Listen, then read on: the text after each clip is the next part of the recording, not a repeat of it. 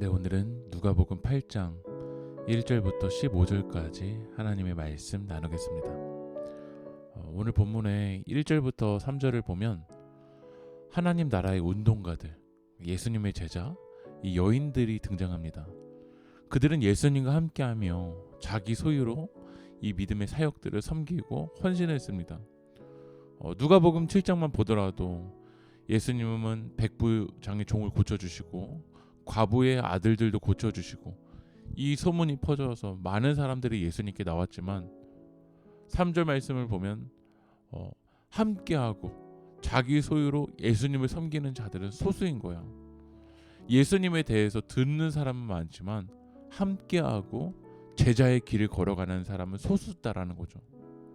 왜 이렇게 믿음의 길을 소수만 걸어갈까요? 하나님의 말씀에는 능력이 있습니다. 그러나 말씀을 받는 사람들은 그 상황들이 다 다른 거예요.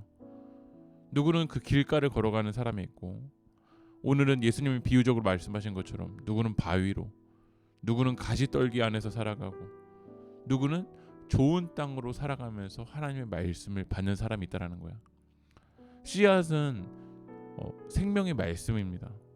그런데 그 생명의 말씀이 길가에 떨어지면 12절 말씀을 읽어보면 길가에 있다는 것은 말씀을 들은 자니 이에 마귀가 가서 그들이 믿어 구원을 얻지 못하게 하려고 말씀을 그 마음에서 빼앗는 것이요. 누구는 말씀을 들어도 이 삶에 치여서 이 말씀이 금세 공중의 새들이 먹어버리는 거야. 말씀을 내가 먹어야 되는데 마귀 사단이 이 말씀을 빼앗아가도 그냥 넘어가는 거죠. 금세 사단이 하나님의 말씀을 빼앗아 먹어버리는 거야. 13절에는 바위입니다.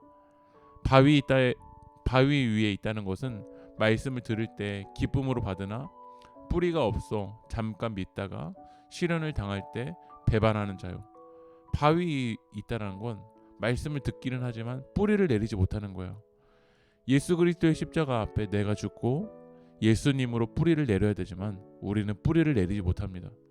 말씀을 내 욕망과 연결시키려고 하니 결국 제대로 뿌리를 내리지 못해서 열매가 없다라는 거야. 14절에는 가시떨기가 나옵니다.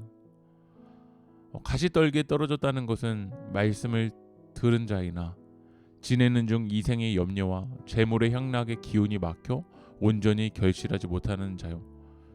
이생의 염려, 재물의 향락에 막혀서 결실을 내리지 못한다라는 거예요. 예수님을 따라가려면 자기를 부인해야 됩니다.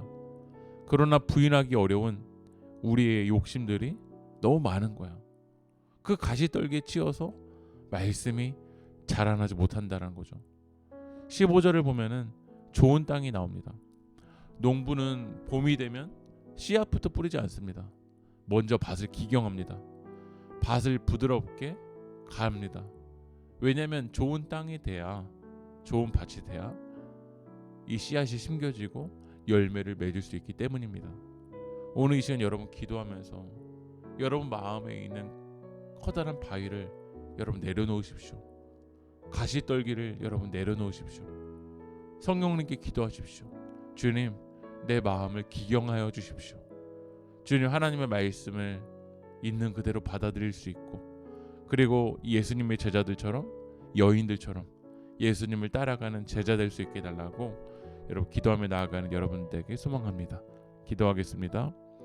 착하고 좋은 마음으로 말씀을 듣고 지켜 인내로 결실하도록 인도하여 주시옵소서.